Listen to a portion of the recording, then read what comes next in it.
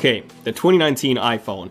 Wow, I haven't made a video on this thing in like a month, and it seems like during this time, the time I've been away on a holiday, we've literally had the biggest leaks yet. By the way, follow me on Instagram for some behind the scenes and some holiday content right there on Instagram at Zone of Tech. Free cookie to anyone who follows me there. But yeah, the 2019 iPhone, the iPhone 11 or whatever this thing is going to be called, has been leaked, like literally leaked. The final design has been leaked, and here's everything you need to know in terms of that. So grab some snacks, popcorn, some drinks, whatever you need, and sit back, relax, and enjoy. Okay, so in terms of the 2019 iPhone's design, we already knew two things. The first one was that Apple was aiming to make the notch smaller, and the second one was that they were going to include a triple lens camera. Well, the good news is that OnLeaks, who's a very well-known leaker, and he has a great track record so far, posted this image. So this is a render of the upcoming iPhone 11 that he did in collaboration with Digit India, based on some info that OnLeaks has received from its sources. And I know, first of all, this thing looks extremely weird. So those three camera modules are all significantly bigger in size than what we have on, for example, the iPhone XS Max. And not only that, but the entire module is just insanely big. You know, Apple could have just positioned all three modules vertically, like in some of our early iPhone 11 concepts, but for whatever reason, they haven't done that. Now, the only reason why Apple would want to have a module like this is the flash itself. So from a functionality standpoint, the flash needs to have an equal amount of distance from every single module so that, you know, it illuminates the main camera, it illuminates the telephoto camera, and it also illuminates the third module in the exact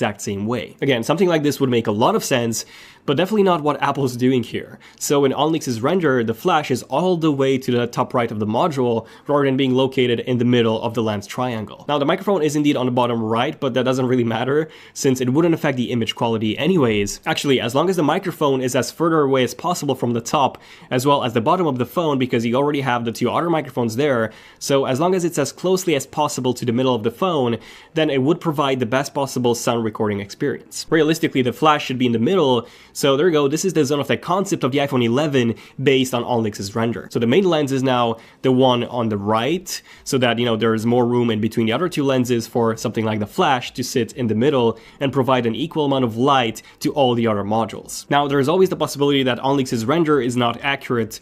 However, if you look at his previous track record, even the 2018 iPad Pro, for example, the render looked really odd. You know, the one with the squared off design and the smart connector on the bottom. And I even said myself that there's no way that Apple would do such a thing because, you know, the smart connector would need to have a connector on the microfiber cloth, which would actually scratch the display.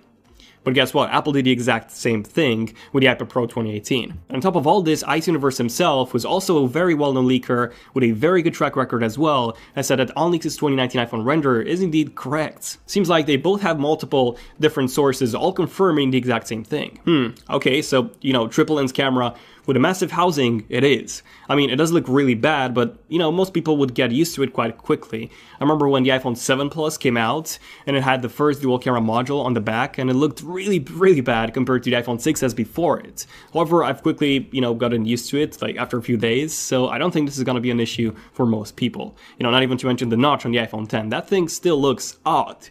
And we have the smart battery case, you know, the way you charge the Magic Mouse, the insanely thick bezels on the iMacs, which, by the way, are being updated this year. Video on that here. So yeah, Apple has made some very strange design choices in the past, dear Johnny Ive.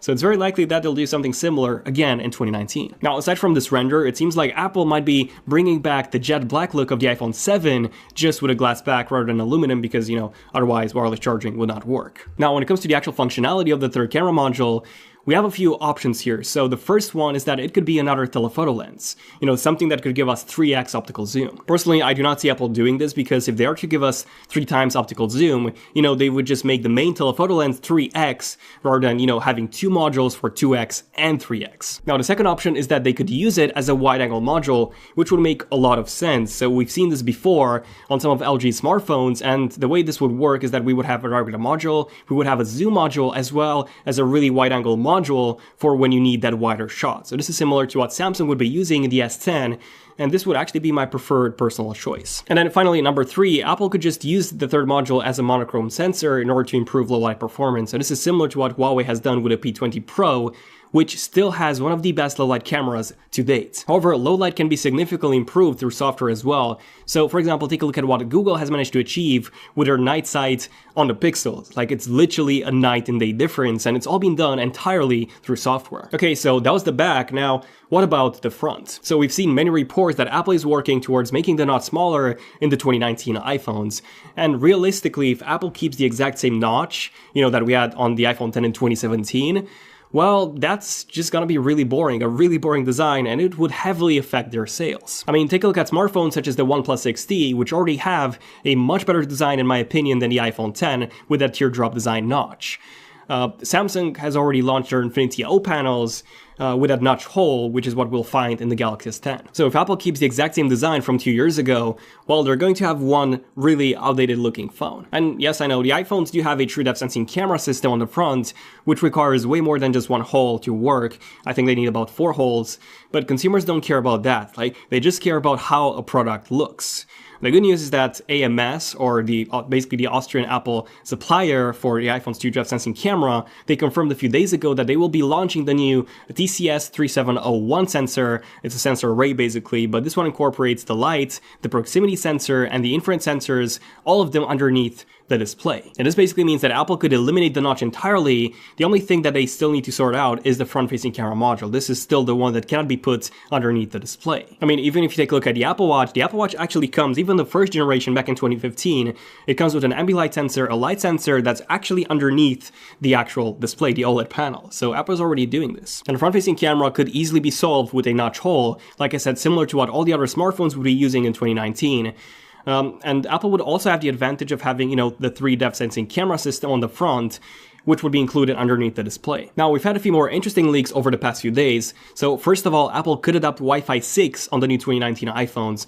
In case you don't know what this is essentially the new 802.11ax standard, which is actually a significant upgrade over the 802.11ac standard that we have today. So 802.11ac can reach speeds of up to 866 megabits per second, whereas 802.11ax can reach speeds of 1.2 gigabits per second. It's not a huge improvement in terms of speed, but the biggest change here is that the 802.11ax standard supports both 2.4 gigahertz as well as the 5 gigahertz channels at those speeds, which means that you would get much more bandwidth and therefore, the connection would be more reliable since there would be less interference. And then a new report coming from the Wall Street Journal gives us a bit more insight into the 2019 iPhone's cameras. So it seems like only the iPhone 11 Max would come with that triple lens camera module, while the iPhone 11 would still come with a dual camera module, and then the iPhone 11R would actually be upgraded to a dual camera module as well. Wall Street Journal also claims that all 3 iPhone models in 2019 would actually lack 3D touch, which I really hope that it won't be the case. I mean, the iPhone XR does lack 3D touch as well, and, it made menu actions so much worse than before, since everything was based on how long you held your finger on the icon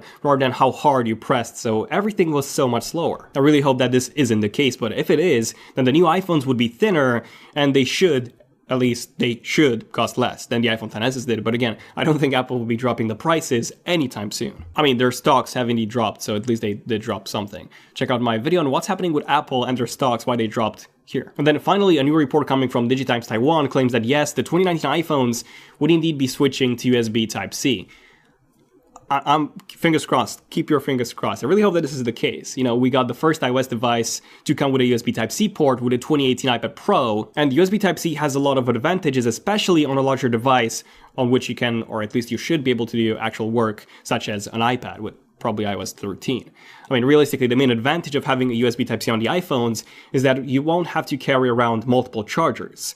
Like, for example, if you have a MacBook, an iPad, and an iPhone, at the moment you need to carry around 2 chargers.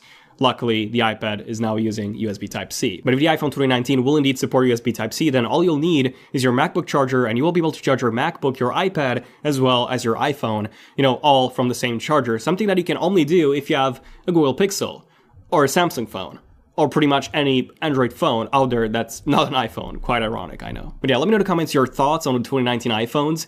Would you actually upgrade? Would you get one if this thing looks literally the same as the iPhone 10 from 2017, just with, the triple lens camera module only on the iPhone 11 Max. Do subscribe and notifications if you're new to the channel. Hit the bell icon so that you get notified whenever a new cool video comes out. Hopefully this was pretty cool. Join the zone, tap the join button if you want to support the channel, and you also get some pretty cool exclusive features in return, such as badges that actually evolve over time, as well as priority comments in the live streams. I'm actually doing one live stream at the end of every month, so the next one is at the end of January. Definitely stay tuned for that. But yeah, this has been pretty much it. Thank you for watching. I'm Daniel, and I'll see you guys in the next video. XenonTech, signing out. Cheers.